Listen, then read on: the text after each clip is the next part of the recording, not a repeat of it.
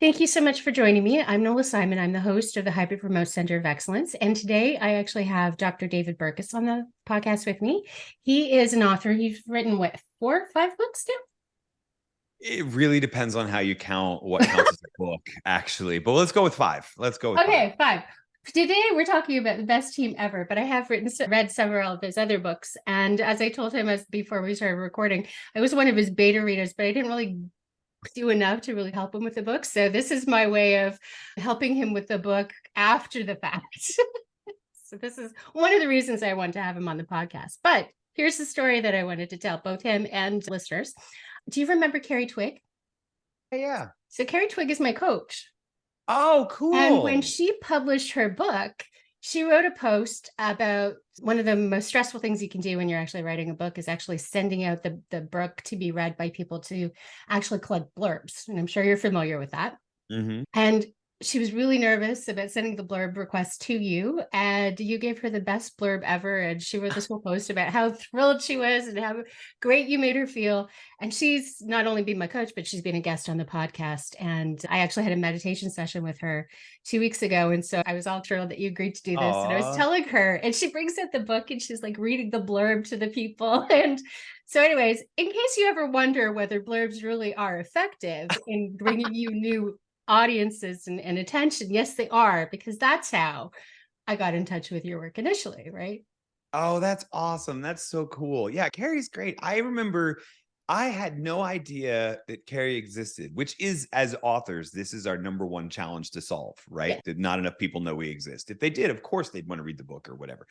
And then one day she just posted this great video of Friend of a Friend, the third book I wrote that she had read. And it's one of my favorite.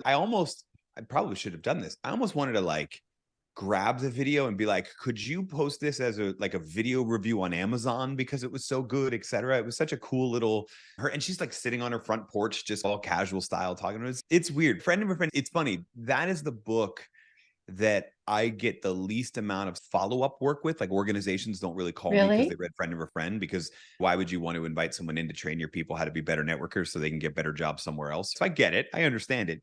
But it is the book that I get the most amount of personal emails and messages on LinkedIn and what have you about, right? So it's like a personally meaningful book, even if it didn't transform organizations the way I wanted it to. And Kerri's just a great example of that. So that's awesome. That's so cool. He is. And I got to tell you that when I brought it up in that meditation session, she started talking about a friend of a friend and how much she had really liked that. Honestly, probably if you want to ask her, she'd probably be open to it, because I got to go back and find that video. Was something that was meaningful for her. And I did find that book is very useful as well too. But I actually found it very useful for breaking down silos in organizations, because I found that really helpful when I started doing ERG work.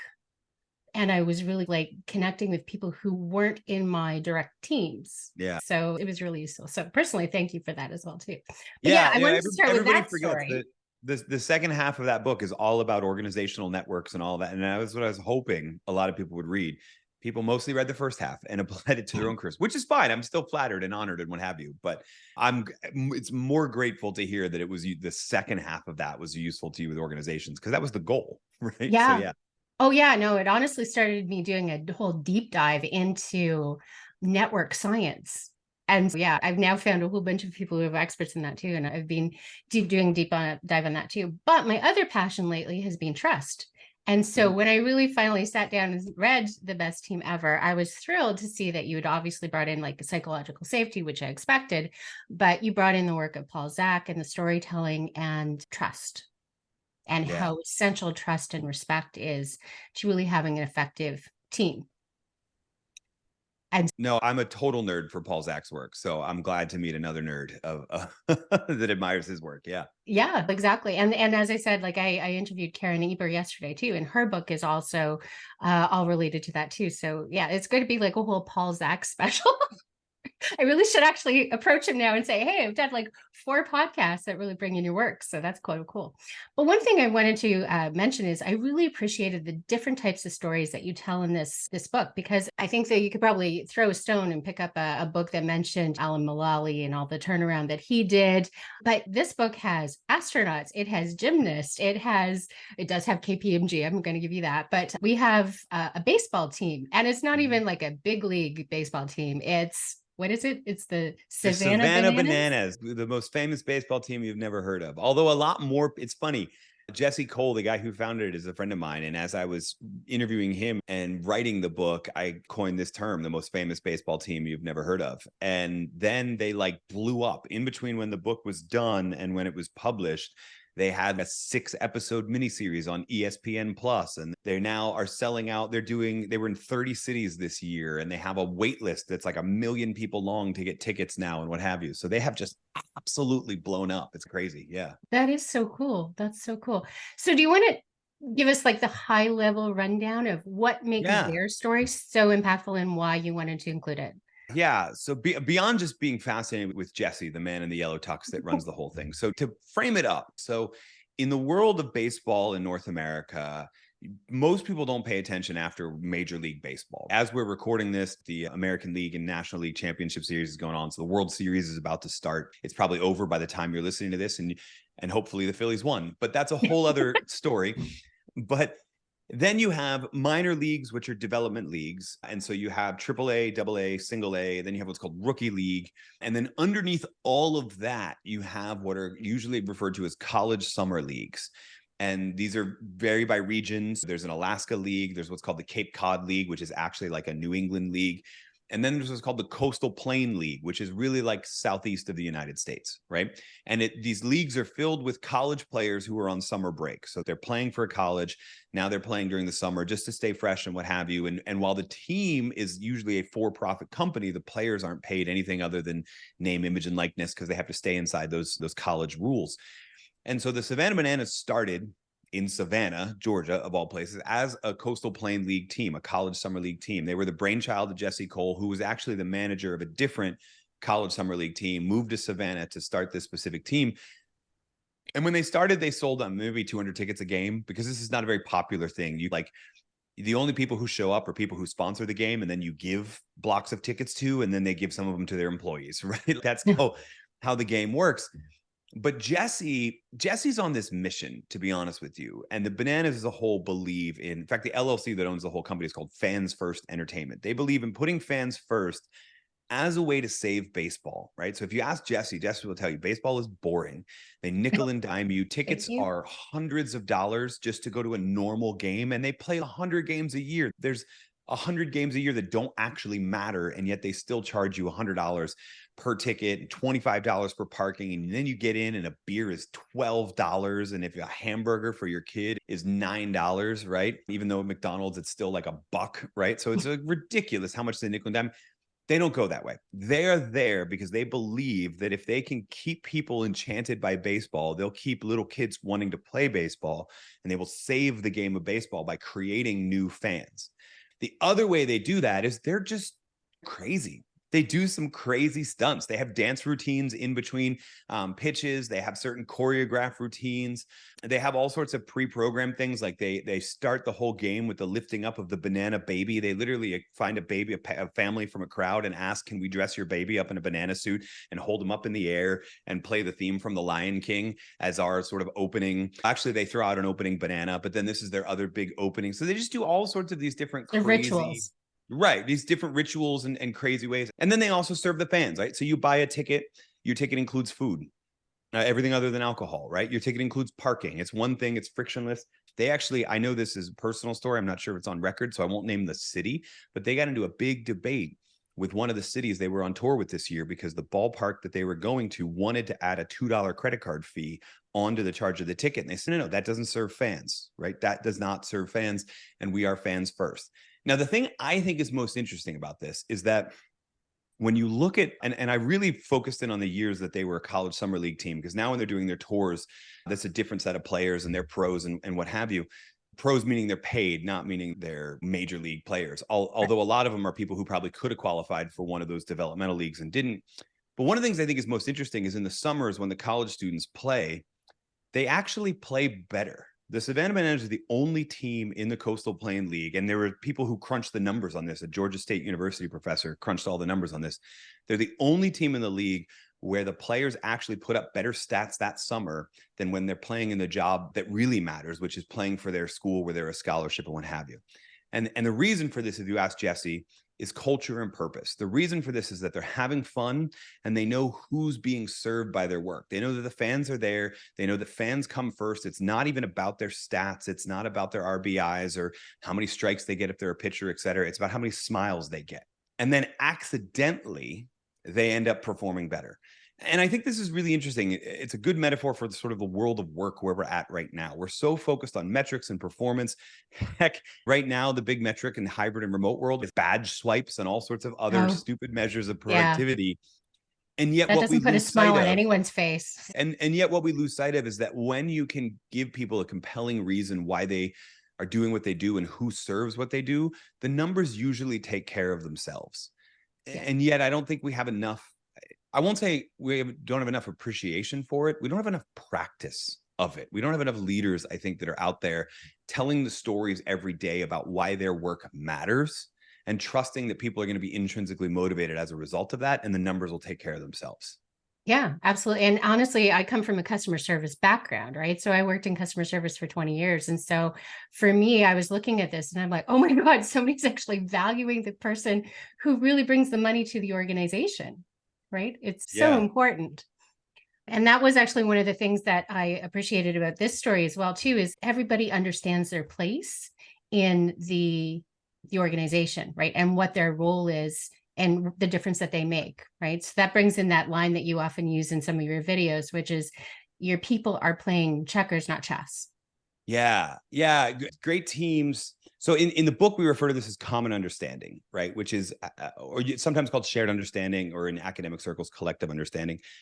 And what it's really about is not just knowing what's expected of you, what your deliverables are and what your deadlines are, which is basics, right? You can't really manage someone well without that. And not just knowing what other people are doing, but knowing the strengths and weaknesses of the team, knowing the work preferences of the team. This is a big thing for where we are in the remote, hybrid, back to office, et cetera, debate right now, is just, do you even know what people's preferences are and when they're at their best versus when they're at their worst? Different people are going to work better in different environments. And so we use this line, and it's a line I stole, but I don't remember who I stole it from. So we'll go ahead and attribute it to me.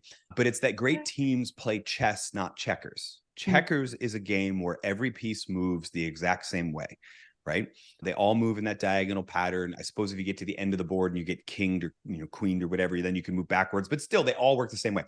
Chess, every piece works differently, right? The pawns move differently than the rooks, who move differently than the bishops, differently from the king and the queen, et cetera. And so you have to understand in chess the strengths and weaknesses of each team. Great teams are the same way. Right? They understand the strengths and weaknesses, the preferences of each other, and they develop a part of common understanding that I call empathy, which is a bit different in a team's context. We think about empathy as like sympathy versus empathy. I feel sorry for you versus I feel your pain, right? But that's what I mean here is more, I understand you so well that I could feel your pain if you were in pain, but really I understand you so well, I can predict your behavior. I know how you're going to respond in certain scenarios. And as a result, I know how I can collaborate best and communicate best with you. Right. And that's where it's actually personalizing experience and creating things like the team manual that you mentioned is actually really helpful because it drives that understanding, right? Yeah. So I think it's useful. You mentioned trust earlier. I think it's useful in that it is a vulnerable moment too. It's useful for building trust and psychological safety too. But it's one of my favorite activities to do with teams. And one of my favorite things to hear back from teams who do it and tell me how well it worked, which is sometimes called the teammate manual of me, is the term I'm using a lot now post-launch because it just has a nice alliteration to it. Or is that consonants? Is it consonants or alliteration? I don't know. I was an undergrad alliteration. English major. Thank you. I should know the answer to that question. I was an undergrad English major, but there you go. And the idea behind this is that you're writing a user's manual to understanding and working with you. And you can get as robust as you want. I work with some teams who do everything from these are my best hours, I'm a night owl, or I'm a this or that. What I'm really focused in are 4 core questions that need to be answered. And you don't have to copy my exact way to ask them, but I'm looking to get 4 things out of this manual of me, this teammate manual. So I look at them as 4 fill in the blank questions. I'm at my best when blank. I'm at my worst when blank. And by the way, best and worst here are not just like projects you like to work on or personal strengths and weaknesses. These could be environments. These could be, they could be tasks. They could be hours of the day. They could be all sorts of things. So it's the context in which you're doing your best work. So that's a broad question. It's not just what am I good at, right?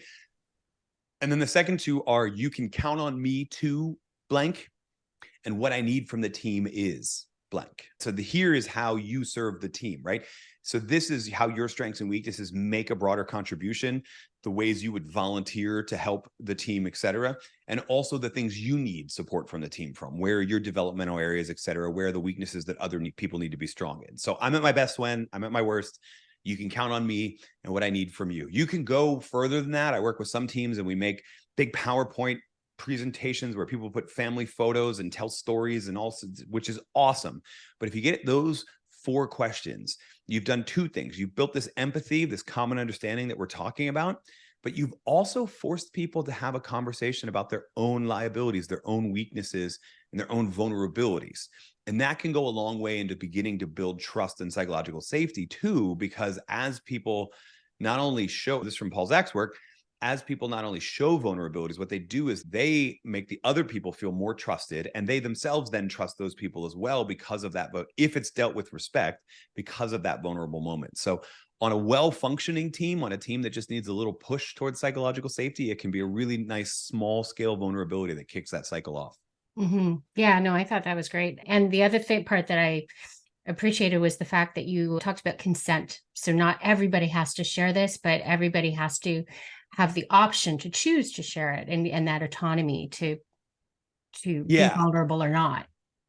Yeah. And that comes up in a couple different ways, right? So the first is just that idea that you could choose to participate or not. Most teams I work with, they end up wanting to participate, but you get to pick. I talk about this in the context of vulnerability often. You don't have to go right to TMI with vulnerability, right? To build trust and build psychological safety, we don't mean you have to share your deepest, darkest secrets. You don't have to first meeting with the team be like, I want you to know, I feel like my parents never loved me. Like, you don't need to go that level.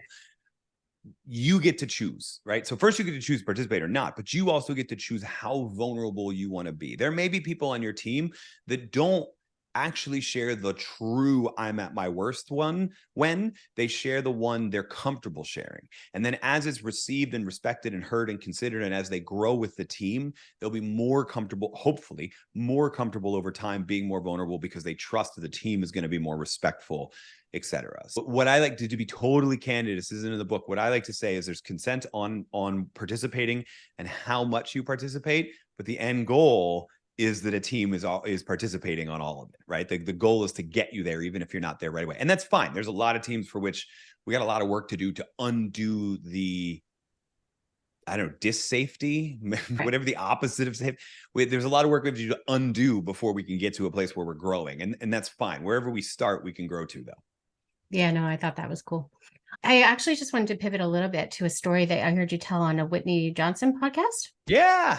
And that was a great podcast episode. I really appreciated that. It was, I think, the first time I'd actually heard you speak candidly on a podcast. I haven't necessarily done a deep dive in your podcast. Whitney has that effect on, I think Whitney has that effect on all of us. Yeah, she's a great coach. You tell a story about the best leader that you ever worked with. And could you just summarize that? If it's a story I think you're telling about, the best leader I ever worked with actually didn't want to be a leader. Exactly that one. It was when I was in university. And it's funny, we get flack in university life for, oh, but you don't know what it's like in the real world. Look, universities are just as dysfunctional as whatever you could dream up in your company, right?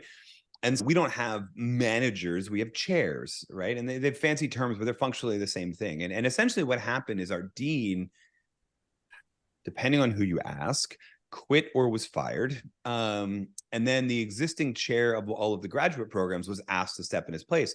And he did not want to do it, for not only for just the political bomb that it would be taking over that role and what have you, and dealing with all of the fights that he didn't want to deal with, but he also didn't really believe in that role as a command and control type of thing. And so what happened was he showed up for the meetings he was required to show up for, filled out the forms he was required to fill out for, but almost everything else went very democratic, went very self-managing team. I talk a lot about in 2016's book, Under New Management, I talk a lot about leaderless teams. And I think my experience with him is probably the reason I've become such a fan of it. Doesn't mean the team isn't managed, but it means that we look to give as much autonomy and decision-making power to the team as we can afford. And if you want to call that, some theorists might call that a servant leadership model or something like that. But I just think it's really,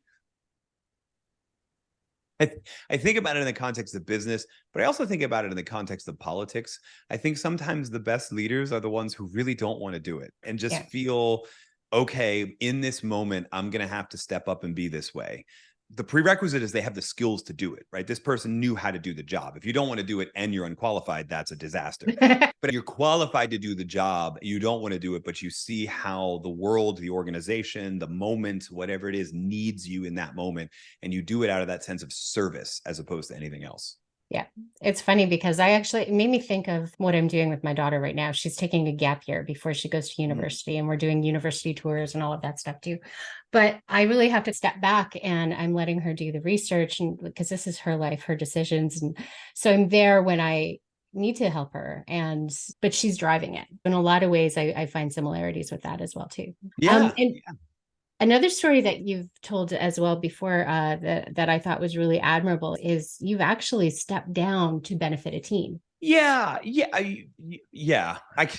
Yes, I look at that less as benefit. When you say benefit a team, it makes it sound like I was like the social loafer, the terrible one, the toxic member, and was like, I quit so that you could be better. But not what I meant at all. I'm sorry. I meant that during the pandemic, there was actually a risk of layoffs. Yeah. So people ask me when I left academia. So I started teaching full time in 2009, maybe 2010.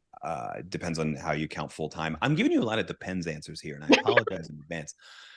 But for about a decade and leading into COVID, I was teaching during COVID. I remember spending the entire spring break rewriting the whole curriculum because I realized that just lecture at you format isn't going to work on Zoom. No one wants to be talked at for 45 minutes or 55 minutes at Zoom. So I had to flip the whole classroom, et cetera, et cetera. And then every university went back to on campus at a little bit different time. And every one of them found the same thing, which is when they announced they were coming back on campus, there were a lot less students who wanted to come back on campus.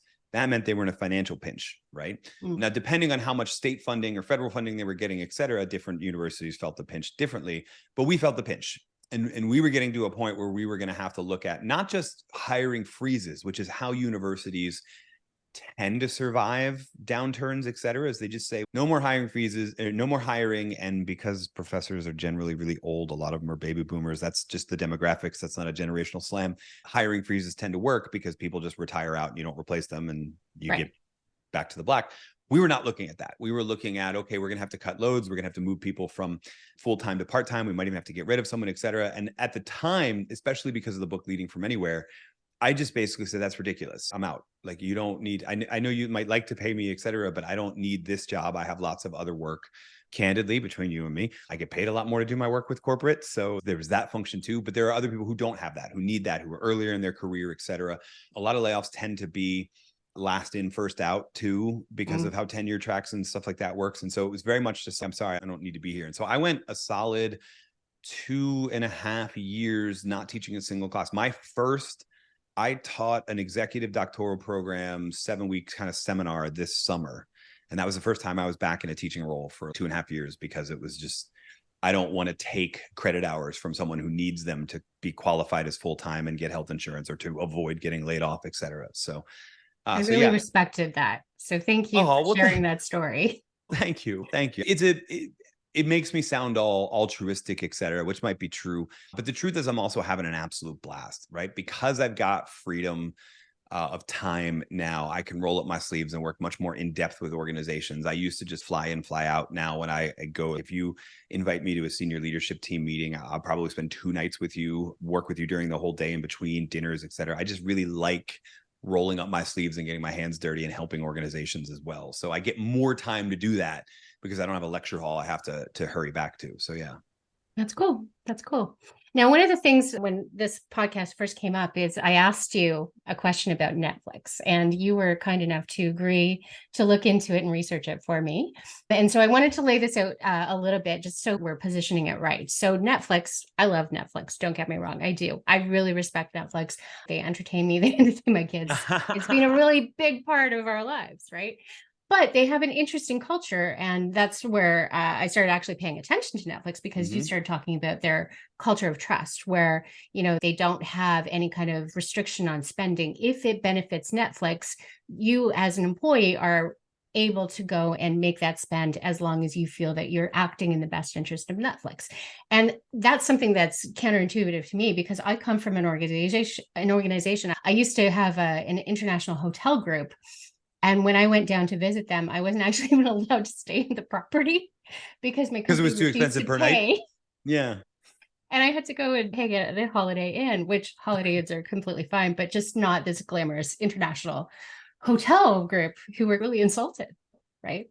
Yeah. I've been in that position where I haven't been able to act in what I felt was the best interest of the organization to sustain that relationship. And so that really caught my attention when you were telling that story.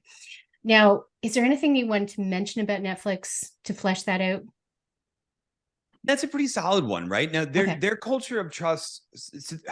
Netflix is such an interesting. I've had the chance to talk to Patty McCord a few times. I love her to pieces. Patty was the original HR person for Netflix. She's no longer with them because one of the other elements of their culture that I think is really interesting is they'll tell you we're not a family. Don't think of us as one big family, etc. We're more like a sports franchise. If you're not serving the larger purpose anymore, we won't hesitate to get rid of you. The way that Patty always said it is that average performance gets rewarded with a generous severance.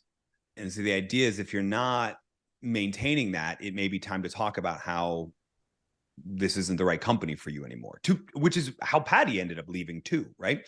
So you have this really weird dynamic, right? Because on the one hand, you've got, that doesn't sound very trusting, trust building. That doesn't sound very circle of safety, circle of trust, et cetera, et cetera.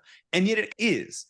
Because the idea is, the promise is that while you're here, you're going to work on amazing things and you're going to work with amazing people, and that we're going to give you a level of autonomy you don't get at other places, including the act in Netflix's best interest reimbursement policy, which is actually an outgrowth of they're one of the few organizations that have managed to make an unlimited vacation policy work really well. And that's because it's undergirded in trust. The idea is just that we trust you to get your work done. And since we trust you to get your work done, we're not going to track what days you're working. If you don't get your objectives done, then we have a totally different problem. And so that the weird dichotomy always fascinates me. But I think at least the part that we're talking about, trust around giving people more autonomy, trust around expense reports, vacation days, et cetera, I think this should be informing the return to office or how hybrid do we want to be debate way more than it is, right? Yeah. Which is that in case I feel like I'm obviously preaching to the choir here because you're tuning into this show. So we probably already agree, but the number one, if I get the ear of a leader and they ask me a question, like a senior executive, and they ask me a question about RTO, hybrid, et cetera, the first thing I tell them is you need to understand that this debate is not about working from home in your pajamas. It's about autonomy. It's about the fact that the pandemic thrust a lot of autonomy on knowledge workers that we weren't used to because we were using an old school factory mentality. And they then delivered, right? They went through an awful lot of stuff, a lot of craziness, a lot of burnout, a lot of blurring of work-life bounds, and dealing with a life-threatening once in 100 years global pandemic. And yet we had some of the best quarters ever for a lot of companies, right? They managed to deliver. And so now what you're doing is you're not asking them to come back to the office. If it were that simple and you had a great culture and everybody loved everybody, they would be willing to do that. What you're asking them is to hand back the autonomy they had over their schedule. And that's why they're resisting. And I think you could take a lesson from Netflix. I love that you brought this up, because the lesson you can take from Netflix is that it should be tied to that performance idea. If you are delivering on your objectives, and by the way, how much you're supporting your team and what have you, and collaboration and all of those things are part of how you should be judged as a performer. But if you can be trusted with that autonomy, we shouldn't just rip that away from you because we're ripping it away from everyone uniformly. The same way that if you cheat Netflix on the expense report, they're not going to change the policy. they're going to get rid of you, right? If you're underperforming, maybe we call you back to the office a bit more and go a little less autonomy. But if you're still performing well or overperforming expectations, we should be maximizing your autonomy in that debate. And instead, we're debating whether it's 2.5 or 3 days. And it's just, that's not the right debate. The debate we ought to be having is one about trust and autonomy. Yeah. And the interesting thing about Netflix is they actually don't like remote work. They don't like. Yeah. Yeah. Again, this company's a paradox right? to me, right? I'm fascinated with them for that reason. And the other thing that I find fascinating, and this is a question I had asked you initially, was if you're acting in the best interest of Netflix, at what point do you define team? Because Netflix during the strike, the writer strike, the actor strike, which is still going on, Netflix posted a job, and they weren't the only company to do this. They posted a job paying $900,000 for AI. And so you've got actors and writers who are out there saying that they're not getting paid enough to make their rent. They're not getting paid. They're not getting enough hours to actually qualify for healthcare. They're at the point where they actually have to strike. They're risking their livelihoods. They're risking everything, really. And Netflix can afford to invest in a $900,000 job for a technology where nobody knows really how that's going to benefit writers and actors to begin with. Where do you stop defining team? Because it's industry, right? So Netflix is not alone, but you're acting in the best interest of Netflix. But are the writers, the actors that form the content that you produce part of your team? And then where does it become this? You also have to act in the best interest of society. Yeah. Yeah. So this is an interesting one for me. And the first thing I would say is the vast majority of television and movies still work on a studio, green lights a project from a director, producer, or in TV, it's called a showrunner, et cetera. There's a reason you see all of those different splashes like Bad Robots, et cetera, before you see the actual movie, right? Those are all the different companies that have been acting in partnership with each other for that specific project. And so part of me can see the logic of saying we're Netflix. We are a studio in that we fund projects, but those projects are done by different teams than our own. And those are the teams that are employing the actors and the writers. Not our problem. Our job is to buy good content from other people. And there's a blurring there because there are some shows that Netflix is intimately involved in, et cetera. And then you add comedy specials and it's a whole other world. So there's a blurring there. But I could see that mentality. Then you also have the fact that I've been saying this since before ChatGPT came around, which is that no one's going to lose their job to AI. They're going to lose their job to someone using AI to do the job of 3 people. And so I could also see the rationale of, hey, Netflix has also never been ashamed of cannibalizing their own market, right? They were DVDs by mail when I was first a Netflix customer. Sure. And they knew that's going to fade and we need to disrupt ourselves continuously, right? So I can also see that rationale. On the other hand, and to your point, the timing is terrible. The timing is absolutely terrible, right? Because at least on the writer strike side, what is really driving a lot of it is, hey, we need some protections on AI. How are we going to, some of our jobs are going to be replaced by this AI thing? Or how do we know that our work isn't going to get fed into an AI engine and that's a copyright infringement, or we don't know that it's a copyright infringement? How are you going to use our creative product, et cetera? And all of those are legitimate concerns, right? And there's a time to have that debate. Like I said, I can see the Writers Guild point and I can see the Netflix's point, and there's a debate and a discussion that needs to happen there. But during the strike, is probably not the time to have it. When you've got like the other thing that happened, I remember, is a lot of the late night shows tried to come back early and said, we won't do the opening monologue we use writers for. We'll be an interview-based podcast, but on TV. And then they backed down off of that because, again, that set the message that you're not on this team, you're on that team. Then you've crossed the line over and you're on that team. So the timing of these things really matters. And I think that they missed it there. That said, don't expect an apology from them because, again, they're part of the paradox of a company like that. And it's one of the reasons Aaron Meyer and Reed Hastings' book together is called No Rules, right? Is this doesn't make any sense and yet it works. And here's the reason it works, which is why it's a great read, by the way. But their idea is that sports team mentality, right? And so their very true argument could be, we're going to need, as we pursue the future, we're going to need less people. So let's just embrace that now. But again, timing. Yeah. Oh, I know. And it got covered worldwide too. So then it becomes this whole thing about reputation. So I found that fascinating as well. So thank you so much for giving me your thoughts on that. That's really helpful. So I've been adding in structure to the podcast because my guests had told me that they love the conversation aspect, but it's nice to actually have some structure to Okay. really All kind of right. plan in advance. So one of the things that I'm adding is the best question. So what's the best question that you find really kind of gets a really authentic, like full body response when you Yeah. Full body response is an interesting one. I'll tell you, rephrase it a little bit. I'll tell you my favorite question to ask people. And if you Okay. read Friend of a Friend, if Kerri, this isn't going to surprise you at all. And I would say it gets a full body response, but more importantly, it gets a story that I want. And that is when I'm meeting somebody, not right off the bat, but a minute or two into the conversation, maybe 5 minutes into the conversation, if it's a longer one, I will throw out some version of the question, who's your favorite superhero?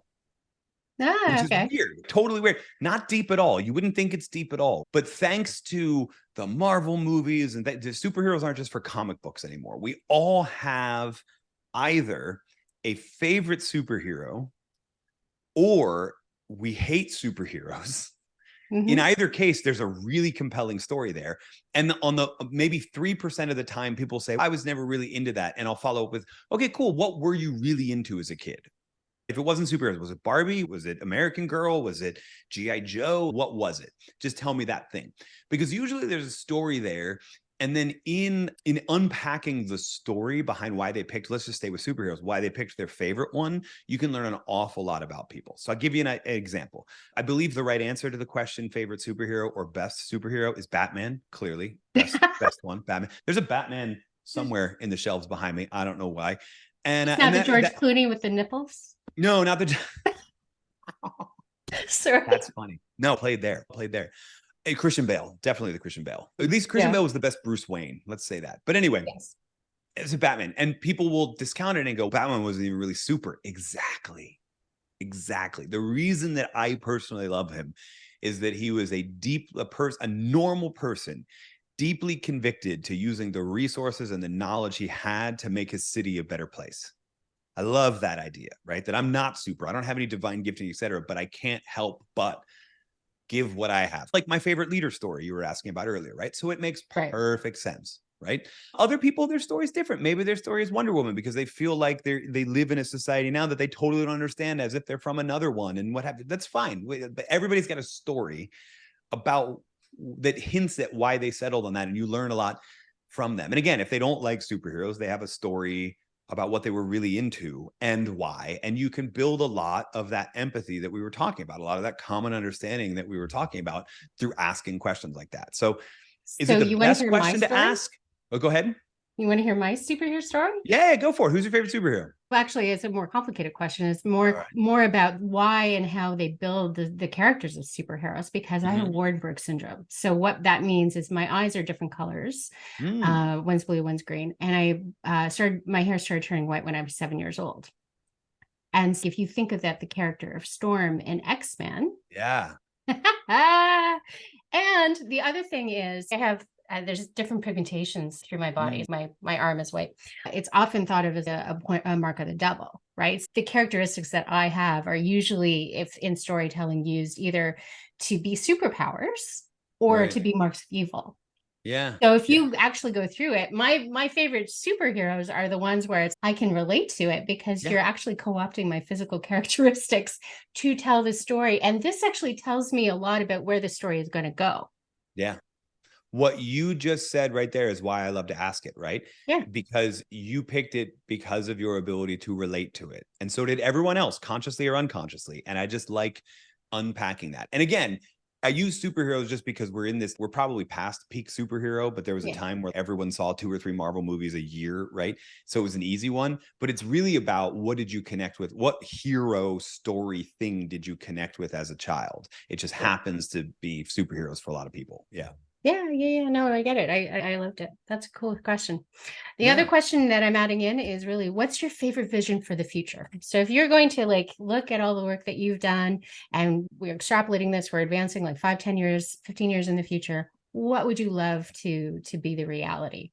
Yeah. So I'll give you a couple deep truths and then a joke. They all connect to each other. So I'm asked often, why teams. I had topic ADD when I was starting out. I wrote about creativity and network science and future of work and all of this different stuff. And I settled down into teams and talking about teams for this reason. Number one, I believe that work is too essential to our lives to allow it to suck, right? I just think most of us are going to spend 40 plus hours a week at work. For most of us, it occupies the center part, the prime hours of our days. It's a big part of our life. It shouldn't drain you. It shouldn't be toxic. It shouldn't suck, right? Number two, work is teamwork. Almost all of us now are asked to do work alongside other people. And oh, by the way, those other people are a lot of times the reason why it might suck, right? Or be toxic, et cetera. So transforming those teams and allowing work to be something that doesn't necessarily drain people is that kind of mission that's my own personal who is served. Okay, so what does a great envisioned future look like? I keep a red stapler on my desk. And if you're over maybe 40, the red stapler from the movie Office Space, which came out before The Office, either the British version or the American version, and was the first live action Dilbert. But my point is there's all sorts of satire of how awful work life is. Office Space was one of them. The Office was one of them, right? 9 to 5, Dilbert, et cetera. 9 to 5, exactly. So what I tell people is I have a red stapler on my desk because I dream of a world where the movie Office Space isn't funny because nobody believes it's possible. Right now, it's funny because all of the jokes resonate with one of our own personal experiences. Oh, I totally get the copier thing. Or, oh, I totally know what it's like to work for a Lumberg. And by the way, if you're under 40 and you have no idea what we're talking about here, just go rent it, stream or it. microwave fish and see how people react. So there's all sorts of jokes in there that are only funny because they resonate with our personal experiences. And so I dream of a world where those aren't our personal experiences. And therefore the movie's not necessarily funny. And the little red stapler, my stapler, is my little reminder of that's what we're going for. That's really cool. I like that visual reference. So thank you. I think I've told you on Instagram. By the way, if you ever want to chat with David, don't chat with him on LinkedIn.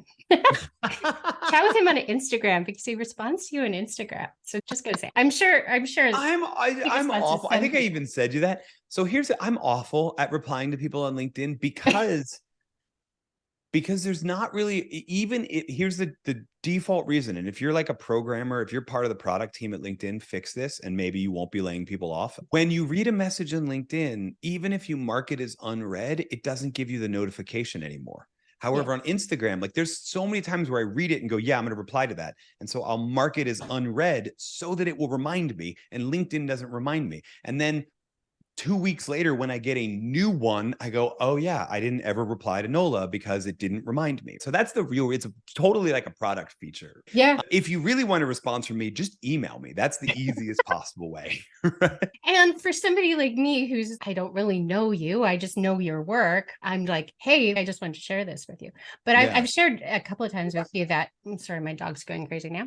I actually was on teams because I was in customer service. We were checkers. We were supposed to all be the same, honestly. Mm-hmm. And our hierarchy was really, you're grouped under a leader because it makes sense. They need to put you somewhere in the org chart, but it's not really because you're important. And so for me, it's nice to actually have examples of teamwork that actually value you as the individual. And so it's important to have those stories out there. So that's really been useful for me because it hasn't really been my experience. Yeah. And I think, unfortunately, it's not a lot of people's experience, which is the same. At the end of the day, and this is another line I say all the time, people want to do work that matters. And they want to work for leaders who tell them they matter. And those are actually relatively simple stories to tell on a regular basis. And yet we get so focused on making numbers and so focused on production, et cetera, that we don't tell them. And the irony is if we told them more often, the numbers would take care of themselves. Yeah, exactly. And what really helped me was redefining my own version of what a team meant, because I expanded beyond the people who actually reported to my individual manager, and I incorporated like my sales field team. And so it actually got to the point where I was such a valued resource by my larger team that I informally adopted that made my experience better. Yeah. Oh, well, cool. I love it. Love it. Yeah, exactly. It was fun. Definitely, we want you to go and email David if you want to talk to him.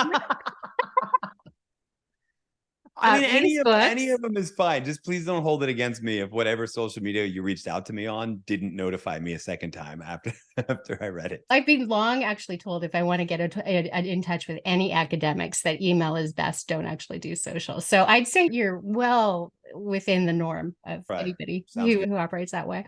But yeah, definitely follow David on Instagram, LinkedIn, read his books, and he's quite a lot of fun. So I've enjoyed this. Thank you so much. Yeah, no, it was great. Thank you so much for having me. And I will tell Kerri that you said hello. And of course, send her this so she could actually hear it all. Yeah, please do. All right. Thank you. All right, thanks.